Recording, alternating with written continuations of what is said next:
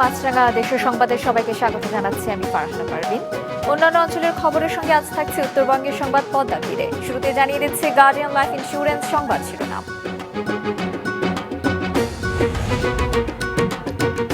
ফরিদপুরের ভাঙ্গা আজও থমথমে, তবে মহাসড়কে যান চলাচল স্বাভাবিক। সংসদীয় আসন পুনর্বিবেচনা চেয়ে ডিসির চিঠি, বাগেরহাটে অবস্থান কর্মসূচি। প্রতিকূল আবহাওয়ায় পাবনার আগাম শিমের ফলন বিপর্যয়, খেতে বৃষ্টির পানি জমায় পোকামাকড়ের সংক্রমণ, উৎপাদন লক্ষ্যমাত্রা অর্জন নিয়ে সংশয়। শুনছিলেন শিরোনাম।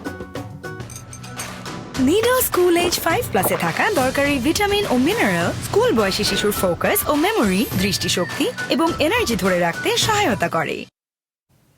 এবার বিস্তারিত। ফরিদপুরে ভাঙ্গা থানা এবং সরকারি স্থাপনায় হামলার একদিন পেরিয়ে গেলেও এখন পর্যন্ত কোনো মামলা হয়নি। তবে আসন পুনর্বহালের দাবিতে সংক্ষিপ্ত কর্মসূচি পালন করেছে স্থানীয়রা। এদিকে বাগেরহাটে আসন পুনর্বহালের দাবিতে নির্বাচন অফিসের সামনে অবস্থান কর্মসূচি পালন করেছেন স্থানীয়রা। Desk report. ফরিদপুর ৪ সংসদীয় আসন থেকে ভাঙ্গা উপজেলার আলগী ও হামিরদী ইউনিয়ন ফরিদপুর ২ আসনে যুক্ত করার প্রতিবাদ কর্মসূচির তৃতীয় দিনে সকাল ৬টা থেকে ৯টা পর্যন্ত ঢাকা বরিশাল ও ঢাকা খুলনা মহাসড়কে অবস্থান নেয় স্থানীয়রা। তবে গতকাল থানা, পৌরসভার কার্যালয় সহ বিভিন্ন স্থাপনায় হামলার ঘটনার পর সতর্ক অবস্থানে থাকতে দেখা যায় আইন শৃঙ্খলা রক্ষাকারী বাহিনীকে। এখানে যারা সাধারণ জনগণ আছেন তাদের নিরাপত্তার জন্য তারা যাতে নিরাপদে থাকতে পারে সেই ব্যাপারে আমরা সচেষ্ট রয়েছি এবং আমরা চাচ্ছি যারা ফেসিস্ট তাদেরকে আইনের আওতায় অবশ্যই আনবো, তাদেরকে গ্রেপ্তার করার জন্য আমি আমার কর্তৃপক্ষকে নির্দেশ দিয়েছি। এদিকে ভাঙ্গা উপজেলার আলগী ও হামিরদী ইউনিয়নকে ফরিদপুর ৪-এ অন্তর্ভুক্ত করার বিষয়টি পুনর্বিবেচনার আবেদন জানিয়ে নির্বাচন কমিশনের সচিবকে চিঠি দিয়েছেন ফরিদপুরের জেলা প্রশাসক। আগামী রোববার আদালতে শুনানির পর পরবর্তী কর্মসূচি ঘোষণা করা হবে বলে জানান আন্দোলনকারীরা। মানুষের আবেগ অনুভূতি তুলে ধরে একটি রিপোর্ট পাঠিয়েছে, সেই রিপোর্টটি তারা বিবেচনা করবে। পাশাপাশি যেহেতু এটি একটি রিট হয়েছে, আগামী সম্ভবত ২১ তারিখে এটা শুনানি হবে, তাহলে ২১ তারিখে শুনানি হলে আমরা এটা বুঝতে পারবো যে কি কোন দিকে যাচ্ছে।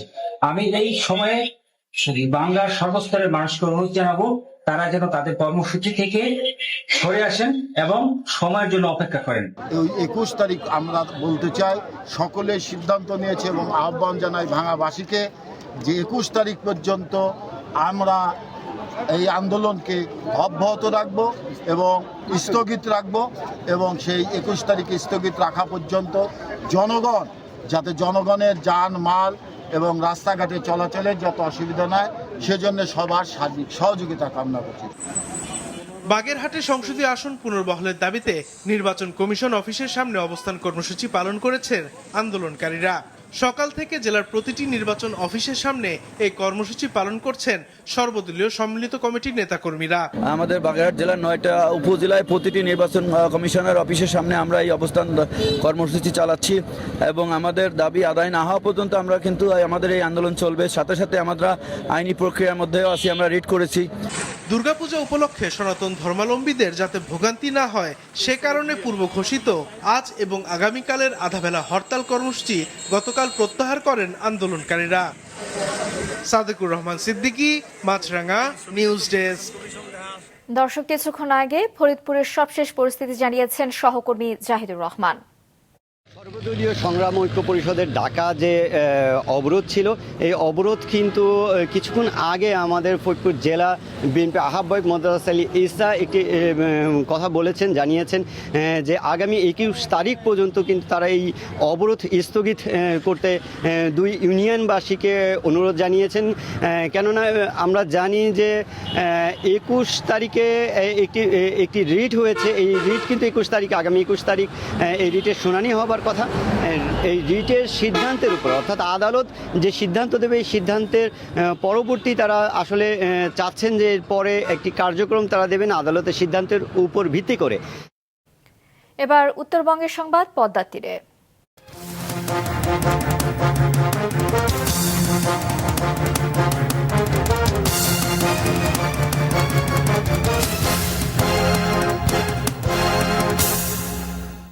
প্রতিকূল আবহাওয়ায় পাবনায় ফলন বিপর্যয় হয়েছে আগাম শিমের। অনেক ক্ষেতেই বৃষ্টির পানি জমায় দেখা দিয়েছে পোকামাকড়ের সংক্রমণ। ফলে উৎপাদন লক্ষ্যমাত্রা অর্জন নিয়েও দেখা দিয়েছে সংশয়। রাতুল ইসলাম সুমনের ক্যামেরায় উৎপল মির্জার রিপোর্ট। দিগন্ত বিস্তৃত সবুজ এই মাঠকে বলা হয় সিম সাগর। দেশের অন্যতম সবজি প্রধান পাবনার ঈশ্বরদী ও আটঘড়ি উপজেলার সীমান্তবর্তী এ অঞ্চলের আবহাওয়া ও মাটি অনুকূলে হয় সবচেয়ে বেশি সিমের আবাদ হয় এ মাঠেই। প্রতি বছরের মতো এবারও আগাম সিমের চাষ করেছেন এ গ্রামের কৃষকেরা। এবার মৌসুমের শুরুতেই টানা বৃষ্টির কারণে ব্যাহত হয়েছে সিম আবাদ, আর এ কারণেই এখনো অনেক গাছেই আসেনি ফুল, দেখা মিলছে না ফলের। যেসব গাছে ফল আসতে শুরু করেছিল বৃষ্টিতে সেগুলোরও ক্ষতি হয়েছে। বৃষ্টি বেশি, বেড করতে সমস্যা, বেড না করলে তো আপনার সিম আগুন হবে না, এই জন্য বেড করতে লেট হয়েছে, আপনার ফসল আসতে লেট হয়েছে। তেমন ফলন নাই, বিঘা প্রতি দেখা যায় 10 সার 15 সার ওঠে, তাতে কৃষকের তো পোষায় না, খরচা বেশি। সিজনের আগেই আবাদ করা হয়, এই কারণে কীটনাশক সহ সার সহ সকল খরচটা বেশি হয়, আর এই সময় ফলন কম থাকার কারণে কৃষক ক্ষতিগ্রস্ত হচ্ছে। ঈশ্বরদী আবহাওয়া অধিদপ্তরের হিসেবে চলতি বর্ষায় গত কয়েক বছরের তুলনায় সবচেয়ে বেশি বৃষ্টি হয়েছে পাবনায়। ভারী বর্ষণে নিচু এলাকায় সিম ক্ষেতগুলোতে তৈরি হয়েছিল জলাবদ্ধতা, ফলে মরে নষ্ট হয়েছে অনেক গাছ। আমি আগাম সিম করেছিলাম লাভের আশায়, কিন্তু এখন মাঝে বৃষ্টি হওয়ার কারণে ফুল কয়েকবার ঝরে গেছে, এই জন্য একটু মনে করেন সমস্যা হয়েছে, একটু দেরিতে আসছে সিমগুলি। কিছু গাছে গাছ বের হয়েছে, কিছু গাছ এখনো সিম বাইরে হয়নি, কিছু গাছে ফুল ফুটতেছে, কিছু গাছে হচ্ছে না। বোঝা যাচ্ছে যে এবার যে আবহাওয়ার অবস্থা, আমরা মনে হয় ক্ষতিগ্রস্তের মধ্যে পড়ে যাব। এই পোকা লাগে খুব সমস্যা, সিম টিকে না, সিম শুটকিয়া পড়ে যায়, সিম খেয়ে ফেলে দেয়, সিমের গাছ নষ্ট করে দেয়। কৃষি সম্প্রসারণ অধিদপ্তর জানায় চলতি মৌসুমে পাবনায় 2714 হেক্টর জমিতে আগাম সিমের আবাদ হয়েছে। উচ্চ দরের কারণে আগাম এই সবজির লোকসান পুষিয়ে নিতে পারবে বলে আশা করছেন কৃষি কর্মকর্তা। গত বছরের তুলনায় ফলন কিছুটা কম হয়েছে, অধিক বৃষ্টিপাতের কারণে গাছ রক্ষা করাটাও খুবই কষ্টসাধ্য ছিল, কিন্তু দাম প্রত্যাশা অনুযায়ী দাম রয়েছে, প্রত্যাশার চেয়ে বেশি রয়েছে। এখন বৃষ্টিপাত কমে গেছে, এই সিম চাষে কৃষকরা যত্ন করলে এটা পুষিয়ে নিতে পারবে বলে আমি আশাবাদী। কৃষি কর্মকর্তারা জানান পাবনায় প্রতি বছর গড়ে প্রায় 300 কোটি টাকা সিম উৎপাদন হয়। উৎপল মির্জা, মাছরাঙা সংবাদ, পাবনা। রংপুরের পীরগাছায় ট্রেনের বগি লাইনচ্যুত হওয়ায় বন্ধ রয়েছে কাউনিয়া গাইবান্ধা এবং বগুড়ার সঙ্গে রেল যোগাযোগ। আটকে রয়েছে করতোয়া এবং দোলনচাঁপা এক্সপ্রেস। দুপুর 1:45টার দিকে সান্তাহার থেকে ছেড়ে আসা পদ্মরাগ ট্রেন পীরগাছা স্টেশন পার হয়ে অন্দানগরে পৌঁছালে এর 5টি বগি লাইনচ্যুত হয়। এতে হতাহতের ঘটনা না ঘটলেও ট্রেন চলাচল বন্ধ হওয়ায় ভোগান্তিতে পড়েছেন যাত্রীরা। রংপুর রেলের সুপারিনটেন্ডেন্ট শঙ্কর গাঙ্গুলি জানান, বৃষ্টির কারণে স্লিপার দেবে গিয়ে ঘটনা ঘটতে পারে, তদন্তের পরে পুরো বিষয় জানা যাবে। বগিগুলো তোলার কাজ শুরু হয়েছে, দ্রুতই ট্রেন চলাচল স্বাভাবিক হবে বলে আশা জানান তিনি। পূজা অর্চনা সহ নানা আনুষ্ঠানিকতার মধ্য দিয়ে পাবনায় পালিত হয়েছে শ্রী শ্রী ঠাকুর অনুকূল চন্দ্রের 138তম আবির্ভাব দিবস। সৎসঙ্গ বাংলাদেশের আয়োজনে সকালে হেমায়েতপুর সৎসঙ্গ বিশ্ববিজ্ঞান কেন্দ্র প্রাঙ্গণে প্রদীপ প্রজ্বলনের মাধ্যমে শুরু হয় এই উৎসব। পরে প্রতীকী গঙ্গা স্নান শেষে শহরের পাথরতলা ঠাকুর বাড়িতে অনুষ্ঠিত হয় বেদ মাঙ্গলিক বিশেষ প্রার্থনা। এছাড়াও হেমায়েতপুরের সর্বসাধারণের জন্য ফ্রি মেডিকেল ক্যাম্পের আয়োজন করা হয়। অনুষ্ঠানে বাংলাদেশ, ভারত সহ বিভিন্ন দেশের কয়েক হাজার ভক্ত অংশ নেন। চট্টগ্রাম বিশ্ববিদ্যালয় কেন্দ্রীয় ছাত্র সংসদ চাকসু নির্বাচনে আজ তৃতীয় এবং শেষ দিনের মতো মনোনয়নপত্র বিতরণ চলছে। সকাল 9:30 থেকে বিকেল 3:30 পর্যন্ত সময় বেঁধে দেওয়া হলেও ফর্ম বিতরণ এখনও বন্ধ করেনি কর্তৃপক্ষ। আজ দুপুর পর্যন্ত প্রায় 400 শিক্ষার্থী মনোনয়ন ফর্ম সংগ্রহ করেন। শিক্ষার্থীদের নানামুখী সমস্যা সমাধান সহ তাদের কণ্ঠস্বর হয়ে ওঠার আশ্বাস দিচ্ছেন বিভিন্ন পদের প্রার্থীরা। মনোনয়নপত্র জমা দেওয়া যাবে আগামীকাল পর্যন্ত। 21শে সেপ্টেম্বর প্রার্থীদের প্রাথমিক তালিকা প্রকাশ করা হবে। 25শে সেপ্টেম্বর প্রকাশিত হবে চূড়ান্ত তালিকা। ভোট গ্রহণ 12ই অক্টোবর। সাধারণ শিক্ষার্থী যে কণ্ঠস্বর, যারা কোনো পার্টি কিংবা রাজনৈতিক লেজুর ভিত্তির বাইরে থেকে পড়াশোনা করছে, তাদের যে ভাবনা এবং তাদের যে মুক্ত কণ্ঠস্বর, সেই কণ্ঠস্বরের প্রতিনিধি হওয়ার আকাঙ্ক্ষাই হচ্ছে যে এই সংসদে কার্যনির্বাহী সদস্য হিসাবে হচ্ছে যে ভোটের লড়াইয়ে যাওয়া। আমাদের কিছু মৌলিক যে জিনিসগুলো যেমন পানি অথবা আমাদের যেই প্রার্থনা করার যে ঘরটা অথবা একটু লাইব্রেরি ব্যবস্থাপনাটা একটু বাড়ানো, এই সকল বিষয়ে একটু নজরদারিতা প্রয়োজন। অন্তত পক্ষে আমি তাদের কণ্ঠস্বর হয়ে কথাগুলো বলতে চাই। এখন আমি নির্বাচিত যদি না হই সেক্ষেত্রে কী হবে, আমার কথা হয়তো তখন 50 জন মানুষের কাছে পৌঁছাবে, নির্বাচিত হলে সেটা 500 জন মানুষের কাছে পৌঁছাবে, এবং সেই জায়গা থেকে আমি আসলে এই নির্বাচনে অংশগ্রহণ করছি। দর্শক, চট্টগ্রাম বিশ্ববিদ্যালয় থেকে চাকসু নির্বাচনের মনোনয়নপত্র বিতরণের সবশেষ পরিস্থিতি সরাসরি জানাচ্ছেন স্টাফ রিপোর্টার মোহসেনা শিহাব। শিহাব, মনোনয়নপত্র সংগ্রহে শিক্ষার্থীদের মধ্যে সাড়া কেমন দেখতে পাচ্ছেন আপনি?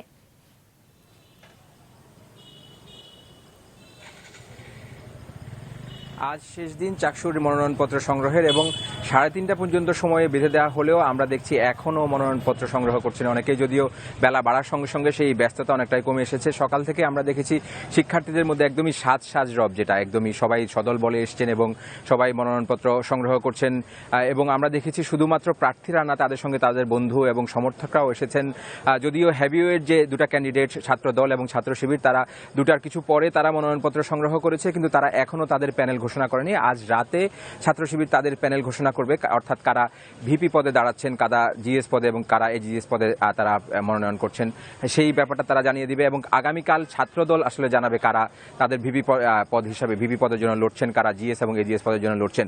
এর পাশাপাশি অনেক স্বতন্ত্র শিক্ষার্থীকে আমরা দেখেছি। সব মিলিয়ে এখনো যদিও সময়সীমা শেষ হয়ে গেছে, নির্বাচন কমিশন থেকে বলা হয়েছে যদি প্রার্থীরা আসেন তখন সেই ক্ষেত্রে তারা রাত 10টা পর্যন্ত তাদের কার্যক্রম চালিয়ে যাবেন। কিছুক্ষণ আগেও আমরা দেখেছি বেশ কয়েকজন আসলে ফর্ম সংগ্রহ করেছেন। সেক্ষেত্রে কতক্ষণ পর্যন্ত আসলে শিক্ষার্থীরা আসেন এবং প্রার্থীরা আসেন, ফর্ম সংগ্রহ করেন, সেটা বলা খুবই মুশকিল। তবে এই সময় যে আমরা যেটা বলতে পারি যে সবকিছু মিলিয়ে আজ সারাদিনে 500রও বেশি আসলে ফর্ম সংগ্রহ করা হয়েছে। এর মধ্যে 300-র বেশি হচ্ছে কি কেন্দ্রীয় সংসদ নির্বাচনের জন্য ফর্ম সংগ্রহ করেছেন, এবং হল সংসদ নির্বাচনের জন্য ফর্ম সংগ্রহ করেছেন প্রায় 200-র বেশি। সবকিছু মিলিয়ে এই 3 দিনে 900-র মতো ফর্ম সংগ্রহ করা হয়েছে। এই ফর্মগুলো যাচাই বাছাই করার পরে আসলে আমরা বলতে পারবো যে শেষ পর্যন্ত কতজন তাদের ছাত্রত্ব আছে, এবং সবকিছু মিলিয়ে শেষ 25 তারিখে আসলে ঘোষণা করা হবে নির্বাচন প্যানেল থেকে যে শেষ পর্যন্ত কতজন আসলে কোন পদের জন্য মনোনীত হয়েছেন। ধন্যবাদ আপনাকে। দর্শক, চাকসু নির্বাচনের মনোনয়নপত্র বিতরণের বিষয়ে জানালেন সহকর্মী মোহসেনা শিহাব। আজ দ্বিতীয় দিনের মতো প্রচার চালাচ্ছেন রাজশাহী বিশ্ববিদ্যালয় কেন্দ্রীয় ছাত্র সংসদ, রাকসু ও হল সংসদ নির্বাচনের প্রার্থীরা। দিচ্ছেন নানা প্রতিশ্রুতি। এখন পর্যন্ত কোনো প্যানেল অন্যের বিরুদ্ধে কোনো অভিযোগ করেনি। বিভিন্ন প্যানেল নির্বাচনী ইশতেহার ঘোষণাও শুরু করেছে। দুপুরে ইশতেহার ঘোষণা করেছে সর্বজনীন শিক্ষার্থী সংসদ। এবারের নির্বাচনে 11টি প্যানেল অংশ নিচ্ছে। ভোট হবে 25শে সেপ্টেম্বর। এদিকে নির্বাচনকে কেন্দ্র করে অন্তত 1,500 আইন শৃঙ্খলা রক্ষাকারী বাহিনী এবং 10 জন ম্যাজিস্ট্রেট চেয়েছে প্রক্টর অফিস। আমরা গতকাল থেকে শিক্ষার্থীদের কাছে আমাদের ইশতেহার সহ সবকিছু তাদের মতামত নিচ্ছি আমাদের ইশতেহার দেওয়ার জন্য। এখনো পর্যন্ত আমরা নির্বাচনের পরিবেশ মোটামুটি ভালোই দেখছি। আজকেও আলহামদুলিল্লাহ ভালো সাড়া পাচ্ছি, সবাই সাগ্রহে গ্রহণ করছে আমাদেরকে, এবং প্রচার প্রচার আলহামদুলিল্লাহ ভালোই চলছে।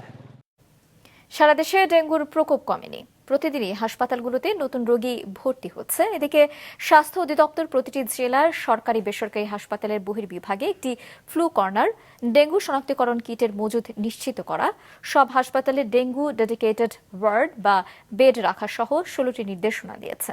দেশের বিভিন্ন হাসপাতালে গেল 24 ঘন্টায় ডেঙ্গু রোগী ভর্তি হয়েছে 279 জন, আর মারা গেছে 2 জন। এদিকে যশোরে গেল 24 ঘন্টায় 13 জনের ডেঙ্গু শনাক্ত হয়েছে। জেলার সবচেয়ে বেশি আক্রান্ত অভয়নগর উপজেলায়। উপজেলা স্বাস্থ্য কমপ্লেক্স 12 জন, বিভিন্ন হাসপাতালে চিকিৎসাধীন 18 জন। ডেঙ্গু পরিস্থিতি নিয়ন্ত্রণে বাড়ির আশপাশ পরিষ্কার এবং ডেঙ্গু আক্রান্ত রোগীকে মশারির নিচে রাখার পরামর্শ দিয়েছে স্বাস্থ্য বিভাগ। ভারতের হাকিমপুর ক্যাম্পে স্বেচ্ছায় আত্মসমর্পণকারী নারী এবং শিশু সহ 15 বাংলাদেশি নাগরিককে বিজিবির কাছে হস্তান্তর করেছে বিএসএফ। গতকাল সন্ধ্যা 6টার দিকে সাতক্ষীরা সদর উপজেলার তলুইগাছা সীমান্তে বিজিবি এবং বিএসএফ এর মধ্যে পতাকা বৈঠকের মাধ্যমে তাদের হস্তান্তর করা হয়। পরে রাত 8টার দিকে তাদেরকে সাতক্ষীরা সদর থানা পুলিশের কাছে সোপর্দ করে বিজিবি।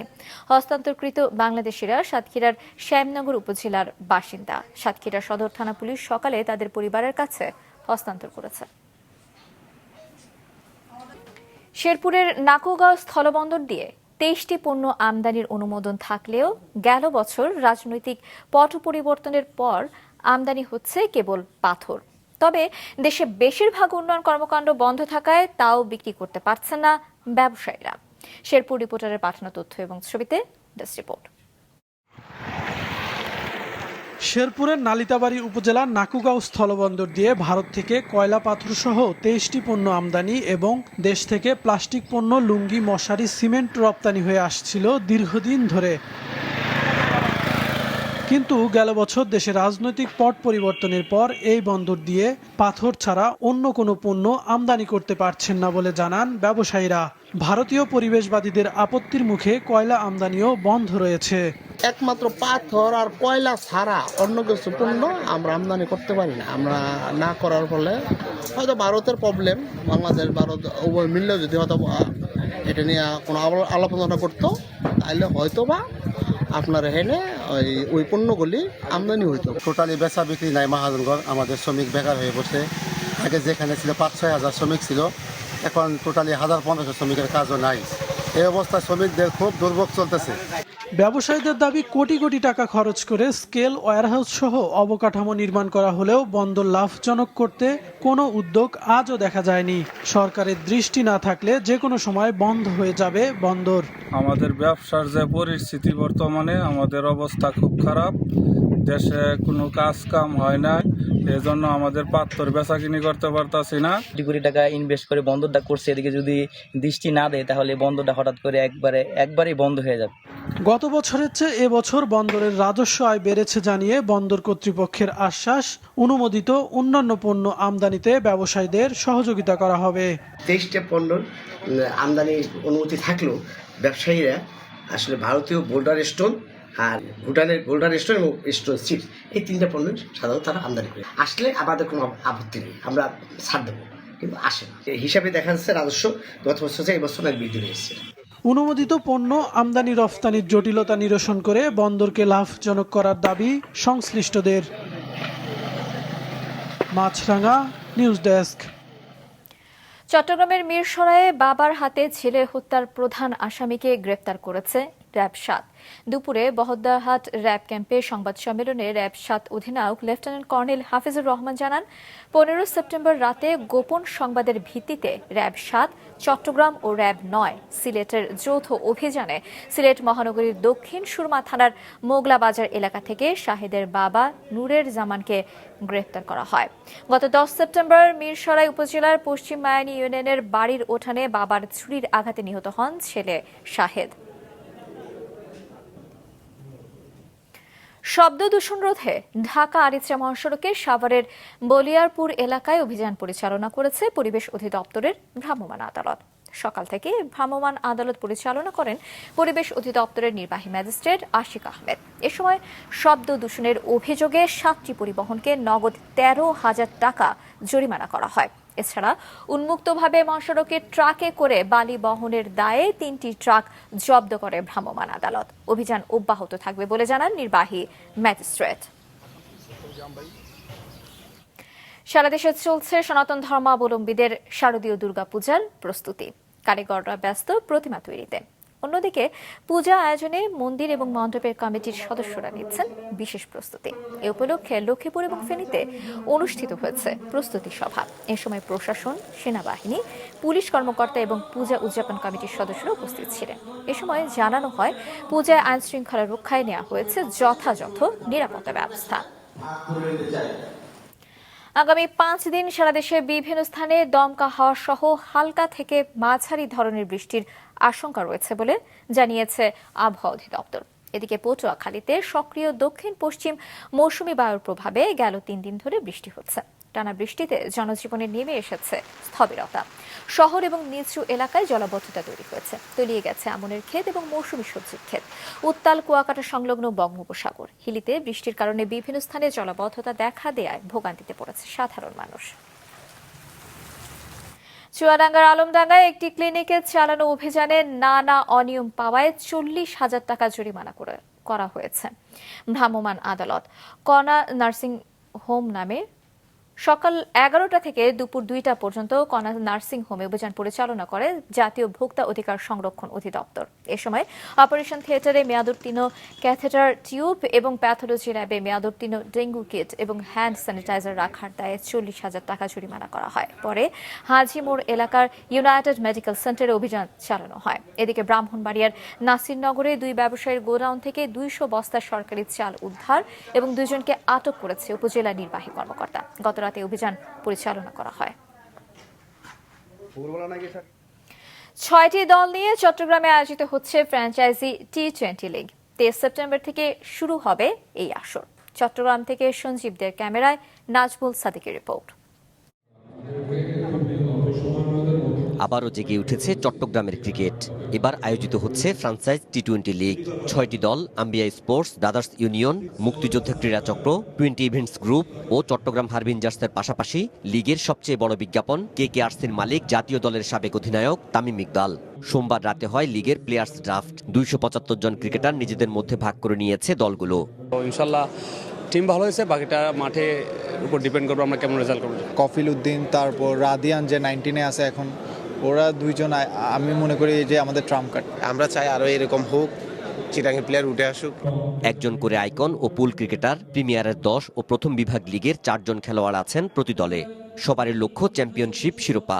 20 খেলি, 6 খেলি, তো এগুলোতে কুইক প্লেয়ার লাগে, তো আমরা ওই ধরনের প্লেয়ারগুলো নিছি।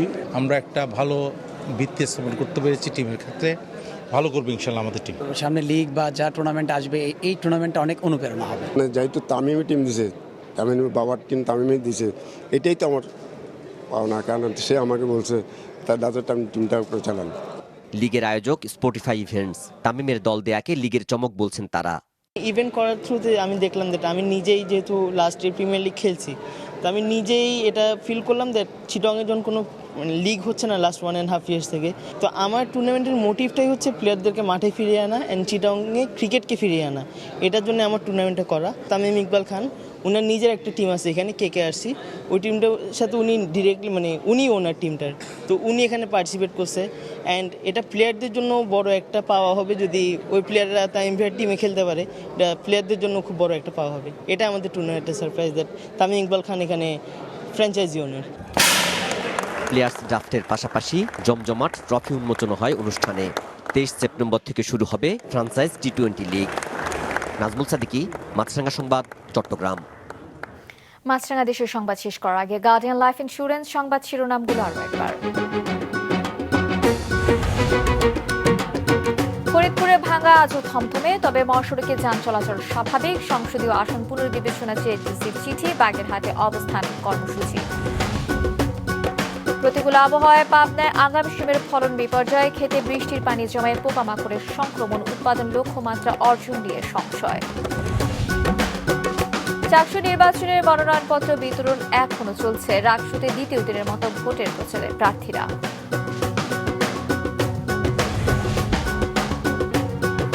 এই ছিল এখনকার মতো। ফেসবুকে আপডেট পেতে ভিজিট করুন মাছরাঙ্গা টেলিভিশনের পেজে, ইউটিউব চ্যানেলেও দেখতে পারেন আমাদের সংবাদ প্রতিবেদন এবং অনুষ্ঠান। আমাদের পরবর্তী আয়োজন নিউজ শো সন্ধ্যা 6টায় দেখার আমন্ত্রণ।